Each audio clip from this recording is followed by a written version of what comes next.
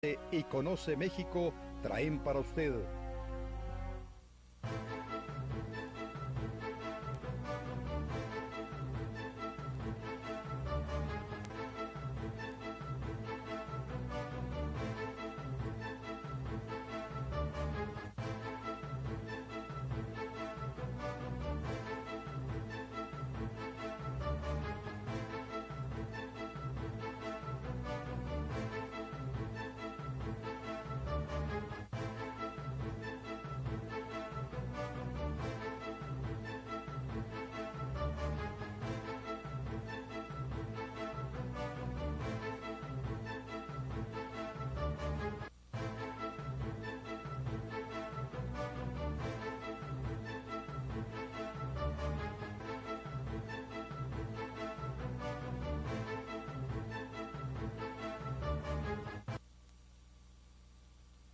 ¿Cómo están? Me da muchísimo gusto saludarlos. Soy Silvia Montes Montañez, dándoles la bienvenida al programa Diálogo. Saludamos a todos los municipios del estado de Zacatecas donde nos reciben.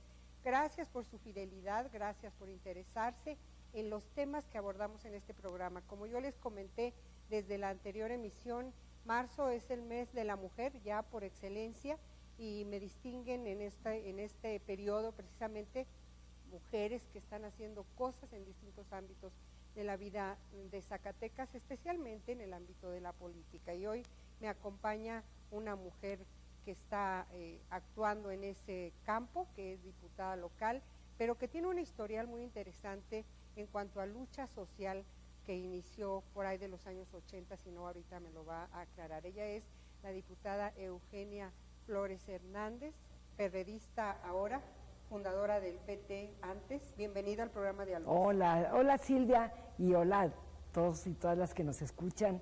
Muy buenas tardes. Muy buenas tardes. A ver, fundadora del PT. Sí, bueno, primero, en 1982 yo tenía 22 años, o sea que no me importa mucho decir mi edad. Muy bien hecho.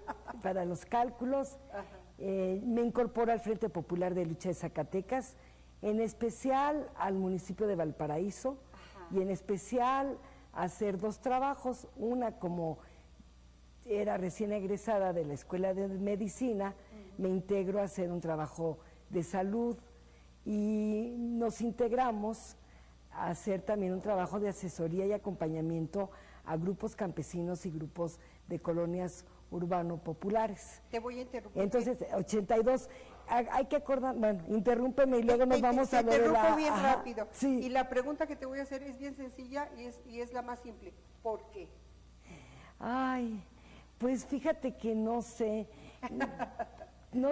por mis padres, mi madre, mi padre, mis abuelos, inquietud social, esta mezcla de un espíritu religioso y de también una generación, aunque yo estaba chiquita en el 68 me marcó. Mis primos más grandes participaban en el movimiento estudiantil, tenía tíos y mi padre trabajaba en la UNAM, y entonces el movimiento 68 me marca esas dos mezclas, el espíritu religioso, espiritual que me inculcaron en mi casa y también el espíritu de injusticia social que en 1968 irrumpió en todo el país, especialmente tal vez cerca de la Ciudad de México, donde yo vivía. Entonces, bueno, yo voy creciendo y me queda muy claro que yo quiero estudiar una carrera que sirva para apoyar a los campesinos o a la gente del pueblo. Porque fíjate, estás diciendo, porque era el tiempo que nos refieres, el movimiento del 68 te marcó como marcó a muchos seguramente, pero no todos toman la decisión de emprender una actividad en favor de los grupos vulnerables. No, sí, yo no. Ahí tenías que tener un ingrediente que no todos tenemos, que es la vocación de servir. Sí, yo creo que de servicio y de injusticia. Mira, yo me acuerdo mucho estudiando medicina, estando en un hospital cualquiera, viendo cómo los médicos, muchos de ellos trataban en forma diferente al que llegaba trajeado limpio, entre comillas, o a la que llegaba de origen más humilde. Me daba mucho coraje, Y decía yo, cómo estos médicos lo que nos están enseñando a los alumnos no es nada más la práctica médica, sino también en hacer distinciones de clase y darme cuenta que si venía enfermo es porque lleva varios días sin comer o porque su casa está en malas condiciones. Entonces, bueno, también tener maestros, maestras. Yo estudié en la UAM Xochimilco y había maestros que venían de Chile, que habían sido exiliados por el movimiento del golpe de Estado. Claro. Me acuerdo dos de ellos, Edgardo Enríquez y Rogelio de la Fuente, que venían también de este Chile que había peleado por la emancipación y que estaba con una herida muy grande por el golpe de Estado y que habían tenido que salir exiliados. Esos fueron mis maestros, entonces también me inculcaron mucho esto de la justicia social. La influencia, ¿verdad? Sí. Indiscutiblemente de la justicia social. ¿Cómo nos hacen falta personajes como esos? No, sí, mucho. Hay una crisis ahí. Sí, entonces la verdad también era siempre, ¿y por qué en este mundo hay pobres y hay ricos? ¿Y por qué en este mundo a las mujeres, por ser mujeres, nos tratan de una forma? ¿Y por qué a los hombres los tratan de otros? ¿Y por qué hay problemas raciales? ¿Y por qué es el movimiento en Sudáfrica o el movimiento en Estados Unidos por la liberación? No sé, sí también pregunté mucho. Nací mucho tal vez en un hogar del por qué, y por qué pasa esto y por qué pasa lo otro, y siempre yo podré poner un granito de arena para que esto pueda ser diferente. Ay, cómo me gusta oírte. La verdad, hasta me pongo chinita. Y ahorita que dijiste de los médicos elitistas y con esa manera de ser tan arraigada, voy a platicarte una anécdota bien rápido que me acaba de suceder en ese día nos saludamos ayer. Yo tenía un perrito que era mi gran compañero y adorado, mi Poppy, y un perro grande callejero lo atacó y lo mordió. Y no sobrevivió, quiero decírtelo Poppy, llorando. Entonces se me acaba de morir mi gran compañero y lo llevé con un veterinario de los más caros y de los mejores para ver si alcanzábamos a salvarlo. Y lo trató igual como estás diciendo, porque ahí recibe solo a las mascotas bonitas de la gente adinerada, y a mi pobre Poppy, que además iba, no le hizo caso y se nos fue. O sea, esto es una situación de verdad que sucede, si hasta con un animalito una mascota duele hasta el alma. No quiero ni imaginarme con un ser humano. Bueno, son seres vivos. Y son seres vivos, ¿verdad? Sí, no puedo yo saber cuál es la cantidad de mayor sufrimiento, ¿no? Son seres vivos. Y bueno, yo también tengo otro gran maestro, otras grandes maestras. Por azares del destino, conocemos al Frente Popular de Lucha de Zacatecas, y antes de que lo preguntes, sí somos de un grupo mismo que estudiamos medicina, en donde también estaba José Narro Céspedes, y estaban otros compañeros, Arturo y Marisa, y entonces conocemos a varias organizaciones campesinas.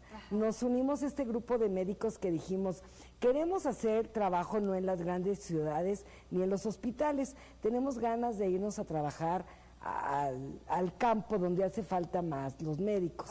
Y nos gustaría mucho incorporarnos a una organización campesina. En un encuentro de organizaciones campesinas conocemos a algunos campesinos provenientes del Frente Popular de Lucha de Zacatecas, que se había formado 5 o 6 años antes, y nos invitan a venir al estado a conocer la experiencia del Frente Popular. Y la verdad, dijimos, de aquí somos, y con ellos les propusimos nos informaran en qué región del estado convenía más que nos incorporáramos los diferentes médicos que veníamos, y bueno, nos proponen a José y a mí que nos fuéramos a Valparaíso por 2 características. Una, porque había un consultorio que habían hecho los campesinos de adobe, pero ahí estaba muy levantado y firme, y otro porque había 5 grupos solicitantes de tierra. Entonces, bueno, con este cometido de hacer trabajo médico en este consultorio y de apoyar a estos grupos campesinos. Entonces, bueno, también del Frente Popular y de los dirigentes del Frente, de Laura Rodríguez, de Jesús Pérez Cuevas, de Carlos Reveles, de esta generación zacatecana. Y también digo, y mis maestras, las señoras de Valparaíso de las comunidades, doña Rosa, doña Mariquita, bueno, tantas que se me olvida el nombre, que me enseñaron mucho de herbolaria y me enseñaron mucho del coraje, de aquí las cosas están difíciles, pero aquí estamos bien puestas. Mujeres extraordinarias, con las ¿verdad? faldas o los pantalones bien Las fajados. faldas o los pantalones bien puestos. Y mucho más que los varones, Fíjate la verdad. que llegamos también. a Valparaíso con este programa. Es en uno de los lugares donde más siguen al canal. Sí. De hecho, tenemos una repetidora, ya mandamos un gran saludo. Entonces, mucha gente te va a ver allá y te va a identificar inmediatamente, sí. lo cual me da muchísimo gusto. Y que en efecto se aprende tanto de esas mujeres. Ahora Sí. que nos saludamos y coincidimos fue en el evento por la celebración del Día Internacional de la Mujer. Premiaron mujeres que abrieron camino. Entre ellas tú. Entre ellas yo. Porque has abierto camino en la comunicación social del Estado y del país, claro está. Pero entonces, fíjate, Eugenia, doctora, lo que yo hice fue escribir una columna, escribo en el periódico Página 24, diciendo, muy bien, entregaron esos reconocimientos, yo incluida, qué gusto, pero en realidad las que verdaderamente están abriendo camino están allá en las comunidades y se están fletando fuerte para salir adelante, abriéndose camino todos los días. ¿Estás de acuerdo en eso? De acuerdo, Totalmente. pero yo creo que tanto ellas en su espacio como tú en el tuyo, porque luego podremos tener un programa aparte de lo que ha de ser difícil en el medio de la comunicación social, en el medio del periodismo, de la televisión, que las mujeres puedan dar su voz, dar su visión, dar su testimonio, dar su análisis. Entonces, tú has abierto camino, no digas, ellas son las que abrieron. Tú abres camino en tu lugar, estas mujeres abrieron camino en Valparaíso. Me contaban las señoras de Valparaíso que años antes de que yo llegara allí, las mujeres no podían subir a la presidencia municipal porque era mal visto. Y estas señoras pues se animaron a subir a la presidencia a protestar por una vez que le cerraron un camino, otra vez para pedir que cerraran la cantina, otra vez porque al dirigente lo tenían preso. Rompieron esquemas, tabús muy, muy fuertes y aprendieron mucho. Tocas un tema muy sensible y que motiva la invitación a mujeres a este programa en el contexto de la celebración del Día Internacional de la Mujer, que es precisamente cómo la mujer tiene que fajarse y también participar en la lucha, ¿verdad? Claro. ¿Cuesta doble trabajo, diputada? No, yo creo que sí, cuesta doble. Indiscutiblemente, ¿verdad? Cuesta doble. Y bueno, muchas cosas, claro que hay que hacerla junto con ellos, mucho, la mayoría, pero lo que se refiere al reconocimiento de nuestras necesidades propias y de nuestros aportes, pues en ello luego estamos solas y cuesta mucho trabajo, y solamente con la alianza entre nosotras sí cuesta trabajo. Sí cuesta trabajo. Ahora, porque bueno, también claro, en Valparaíso vi como las que más participaban, pues había otras u otros que decían, por algo será, querrá estar el dirigente, querrá algo con ella, no tendrá nada que hacer en su casa, y entonces esa crítica social también es fuerte. Entonces, doble fajarse los pantalones, frente a una cultura y unas autoridades que no reconocían las necesidades y la lucha de las mujeres, y la otra, esta cultura que les quería poner trabas con esta crítica social que a veces es destructiva y que no se real. ha terminado, ¿verdad? No. Todavía existe. Sí. Y todavía se dan casos. Yo conozco uno, jamás diré nombres, pero conozco el caso de una mujer jovencita que llegó a un espacio de representación popular por su relación con un señor de peso en la política. Sí. Desgraciadamente se sigue dando y eso nos sigue haciendo daño, ¿verdad? Sí. Bueno, yo recuerdo con mucho cariño esos años en Valparaíso, en que dábamos consulta y en el consultorio, en el que a mí, por ser la doctora, no decían doctora, sino la doctora, me buscaban para acompañarlas en el momento de parir.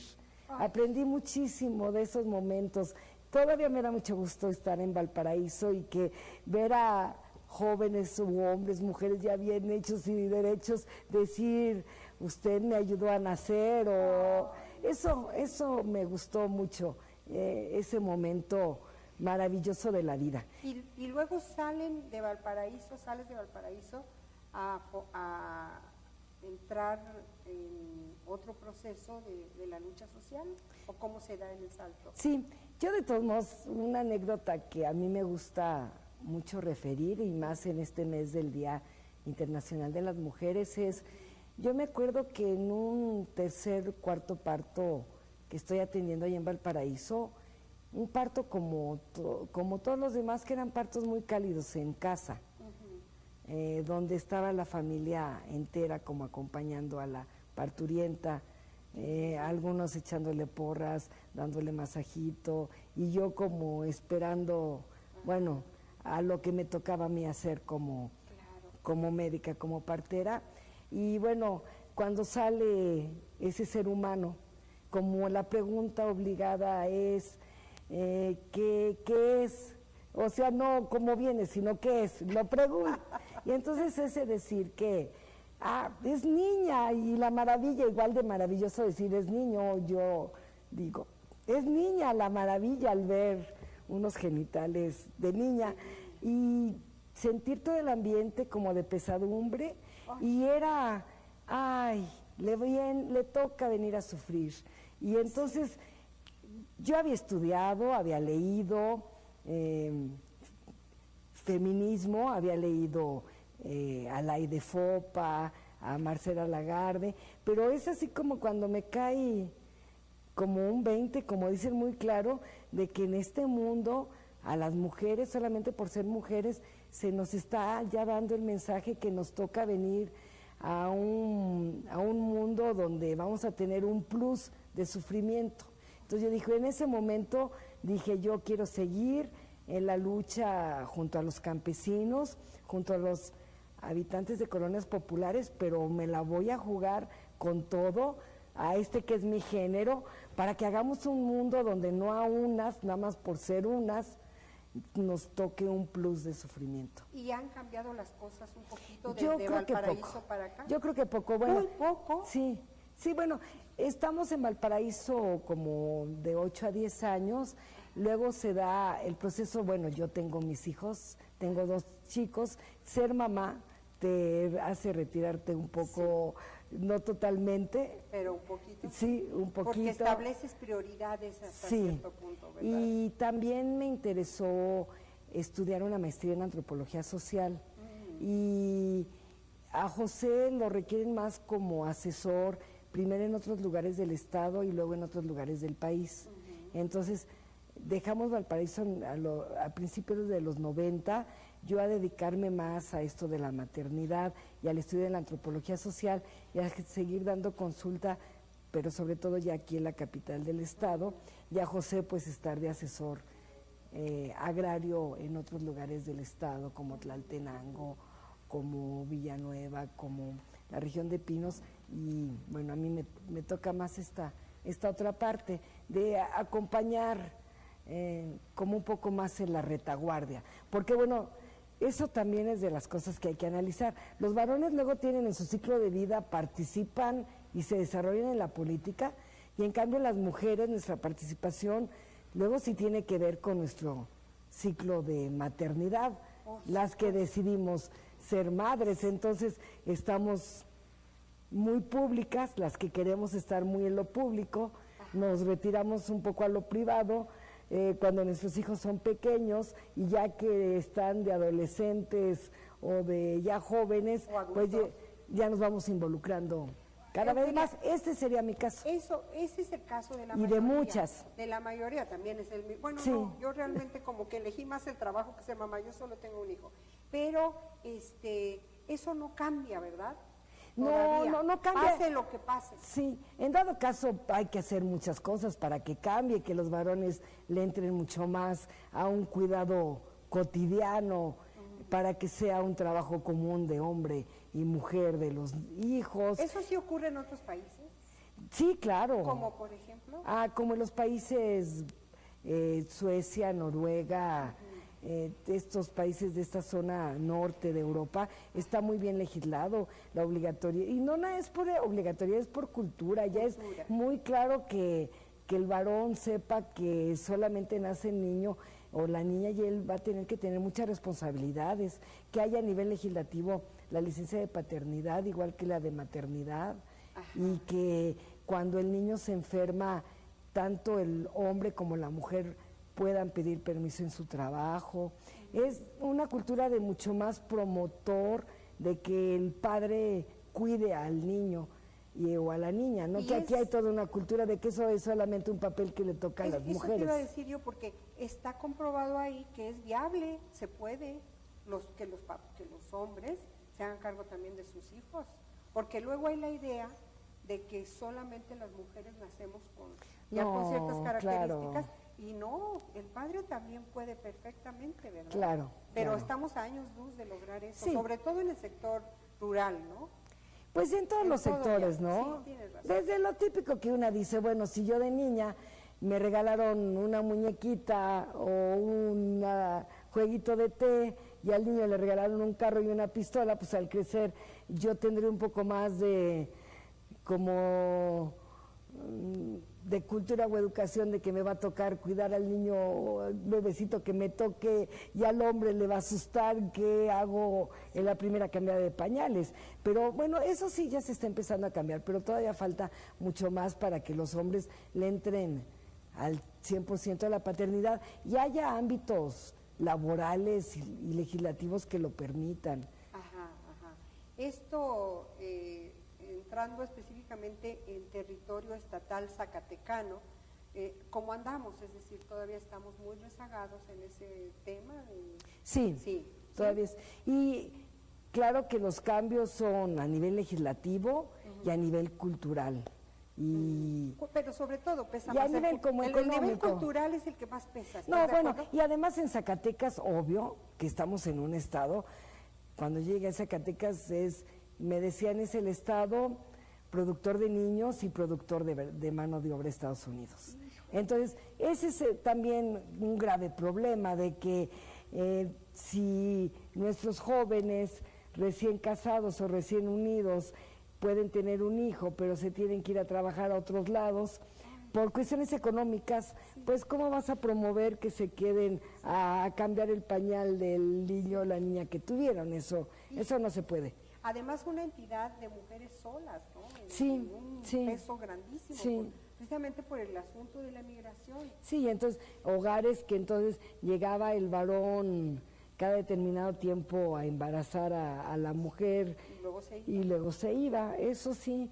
Ahora ya ha cambiado en algo, ya las mujeres están migrando más, o en los últimos años al contrario, ya las fronteras se han cerrado, ya no es tan fácil migrar a Estados Unidos. Ahora nos estamos enfrentando a otros problemas y graves, y tenemos además un Zacatecas muy diverso. En el ámbito urbano ahí está habiendo mucho embarazo en niñas, en jóvenes muy pequeñas. ¿Esto qué refleja, diputada? Que siga habiendo tantos embarazos en mujeres tan jovencitas, en niñas y adolescentes. ¿Qué refleja? ¿Fracaso de políticas públicas? Pues más que fracaso, nulidad. No existen las políticas públicas para atenderlas, no existen. ¿Qué sería el punto central a abordar de entrada para comenzar realmente a cambiar esa realidad? Yo creo que un diagnóstico, porque bueno, igual cuando yo empecé a trabajar en estos temas, las investigadoras sobre todo nos decían que en el ámbito rural tener más hijos y a más temprana edad servía porque entre más mano de obra hubiera para la parcela campesina sería mejor, y que en el ámbito urbano entre menos no había no era necesaria tanto mano de obra, entonces que no podías dar las mismas políticas a una zona rural donde era necesario tener más hijos a una zona urbana. Eso creo que sigue pasando hoy, aunque en menor medida.